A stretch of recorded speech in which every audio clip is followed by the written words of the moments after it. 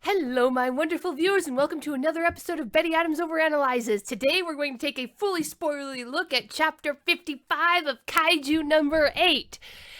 Matsumoto was gone for a month and did not disappoint. Although I must say I was disappointed at first, and this keeps happening in Matsumoto's chapters.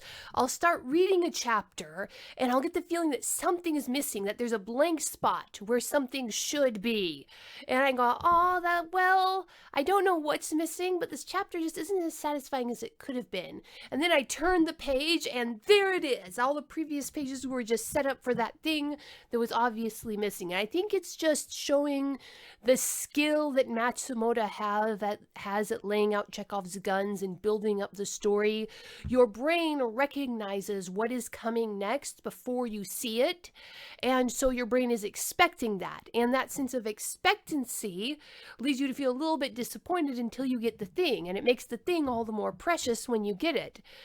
So what was that thing? It was the culmination of the relationships that the previous 54 chapters have been building up to with Kafka and the rest of the First Division. And there were other elements, of course. This manga, this story, is essentially about relationships. Remember in the previous chapters, we took a lot of time to get attached to or rather, compared to the kind of story this is and how fast-paced it is, we have spent a lot of time with Kafka's old crew on the Kaiju cleanup crew. And that's actually where this chapter starts out. And we get a look at the relationships that kind of tie a culture, a society, community together. You have these cleanup crew guys, and they're cleaning up the mess made by the First Division and the ants down in the middle of Tokyo. And they're talking about how dangerous it is now and how it's likely to get more dangerous and how some people are leaving Tokyo and leaving Japan to get away from the threat. And we see this moment where the current leader, the guy who's kind of taking Kafka's place on the crew, says, "No, we're not leaving," and he kind of scolds them for even talking about that. And he says, who's going to clean up this mess after the Defense Force gets rid of Kaiju number 9? And he's willing to stay and willing to fight because of his relationship with Kafka. He may not be able to trust this vague abstract noun of the Defense Force, but this guy knows Kafka. He's worked with Kafka. He's sweated with him. He's bled with him. And in his mind, the Defense Force is now represented not by the hot young captain of the 3rd Division, not by the brash young captain of the 1st Division, not by the older, more seasoned captains, not even by the now deceased general director, who was famous. In this man's mind, the Defense Force is represented by his friend Kafka Haibano, and he trusts Kafka, and therefore he's going to put his trust in the defense base. And that's how a lot of this works. If people have an affection for their military, it's not based on any abstract concept or even realistic knowledge about how the military works. It's usually because they have a friend or a family member there. And this story just really, really illustrates how human relationships work very realistically. Now, let's take a look at the part of the chapter that stimulated that false disappointment I talked about. The disappointment that's really just a lead up to make the revelation of the final ending more satisfying. There are several pages dedicated to the relationship between Captain Nurumi and Kikoru. And all it really is a reiteration of what we went over in previous chapters. Captain Nurumi is training Kikoru in the best way he knows how, and that's funny enough as it is. And there's nothing wrong with these pages.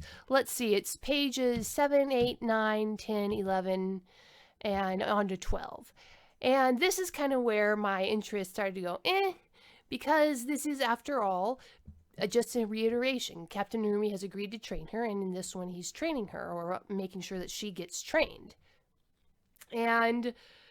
But this turns out to be a setup for the real emotional meat of the chapter, and that is the relationship between Kafka Haibano and Captain Nurumi. And we get this great interaction between the two of them, where Captain Nurumi just comes up and confronts Kafka. And I've gone on and on and on about how good Matsumoto does the science. And there is something that was discovered in psychology. Traditional psychology done in the Western world, and to some extent in the other parts of the world, is very psychologically feminine. Traditional psychology has a psychologist sitting in front of and looking eye to eye with the client. And that works really, really good with a feminine mind. But psychologists have discovered not too long ago, this is a fairly recent discovery, that that works far less well with men and masculine minds.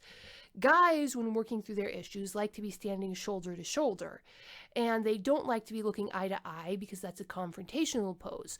So for the female mind, you want to be making eye contact. For the male mind, you want to be facing in the same direction, achieving the same goal, striving for the same goal.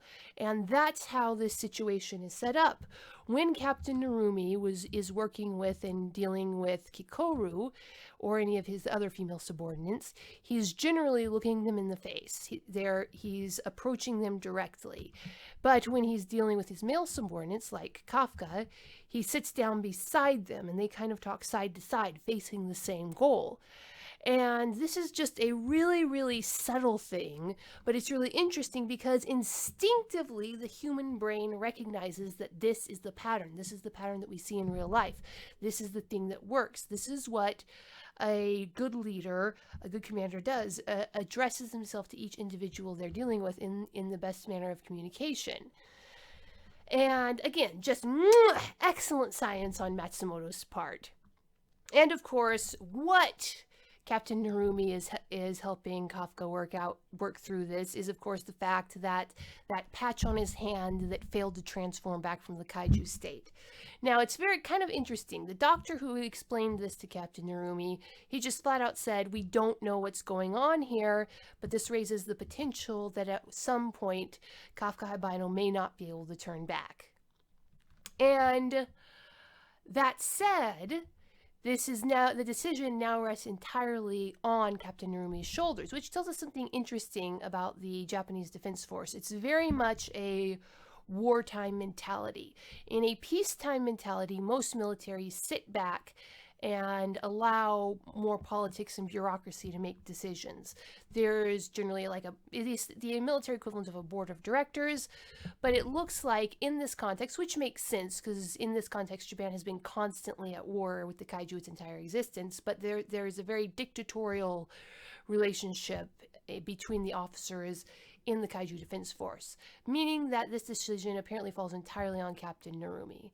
Now, Captain Nurumi lays it out. There's no logical reason to have someone continue fighting if they're going to turn into a kaiju, but of course we know this is a shonen manga, and so we get the results that, to be honest, we were all expecting. There was some hesitation, but again, this is a shonen manga. This is at heart a shonen manga that's not making much of an effort to subvert tropes, and so we knew where this was going, and so it ends up there.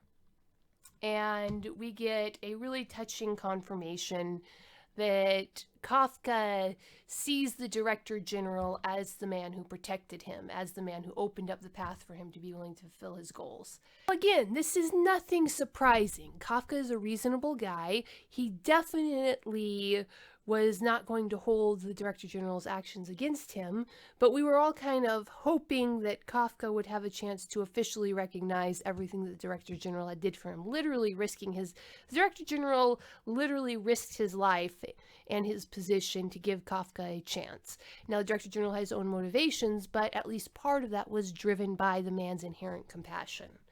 And that was just a great moment.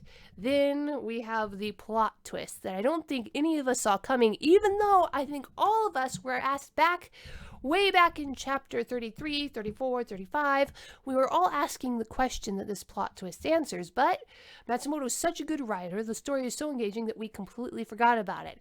You remember way back when that Kaiju number 10's head was still alive before Kafka punched the Yoju bomb, and Kaiju number 10 was still talking, and we never saw Kaiju number 10's head after that, even though there was a large part of Kaiju number 10's body still there. And now we find out where he's been, and we find out what's been going on with Kaiju number 10.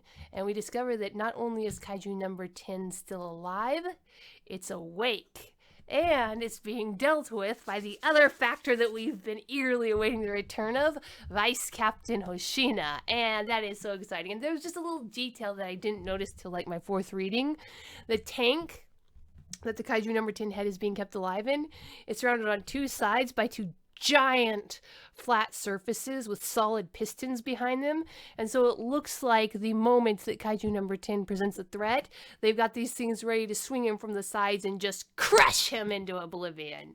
And that's just a very, I mean, maybe it's going to be more like an electromagnetic crushing rather than a physical crushing, but that's a nice touch, Matsumoto, nice touch. At first I thought it was some kind of display screen, but then I realized, nah, it's up against the wall. That's a Kaiju killing punching machine. And so, good, just an excellent final touch by Matsumoto to end the chapter on. And we got 32 pages, and they were 32 very satisfying pages, and I am excited to see the story going forward. Kind of disappointed we didn't get a three chapter arc starting off, but hey, this is now a bi-weekly manga, and we got to get used to that. So what did you think, my wonderful viewers? Where's the story going from here? Leave a comment below the video. Tell me where you think the story is going. I'm really eager to hear it. Hit that like and subscribe button, and peace out, my wonderful viewers. Humans are weird. We took a vote, and humans are weird. I have the data. 2 books in a series of human absurdity. Go check out these short story collections. What will our little green friends think of us when we finally do make it to space? Find out the answer in 2 books of human absurdity. Humans are weird, we took a vote, and humans are weird, I have the data. Available on Amazon, Barnes & Noble, Kobo, and Google Play.